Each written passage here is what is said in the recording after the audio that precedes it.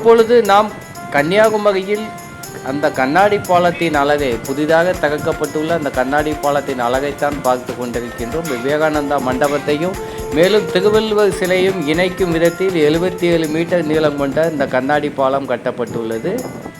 மிக அழகிய தோற்றத்துடன் காணப்படுகின்றது. இது விவேகானந்தா மண்டபத்தின் முன்புறத்தில் அமைந்திருக்கும் ஒரு சிறிய மண்டபத்தின் காட்சியாகும். இங்கிருந்து பார்க்கும் பொழுது அந்த கண்ணாடி பாலத்தின் அழகானது கண்கொள்ளா காட்சியாக இருக்கின்றது. ஏராளமான சுற்றுலா பயணிகள் இந்த கண்ணாடி பாலத்தின் வழியாக கடலை கீழே காண வேண்டும், அந்த அழகை காண வேண்டும் என்பதற்காகவே இப்பொழுது படையெடுத்து வருகிறார்கள்.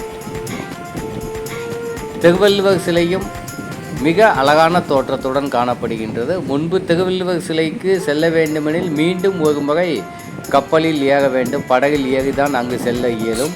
பல காலமாக மூடி கிடந்தது அங்கு செல்வதற்கான பாதை கூட. இப்பொழுது இந்த பாலம் அமைக்கப்பட்ட பிறகு மக்களுக்கு மிகப்பெரிய நன்மையாக இருக்கின்றது. எளிதாக சென்று வர இயலும் அதன் அழகை காணுவதற்கு. அதே போன்று கடலின் அழகையும் இந்த பாலத்தின் வழியாக கீழே பார்க்க முடியும்.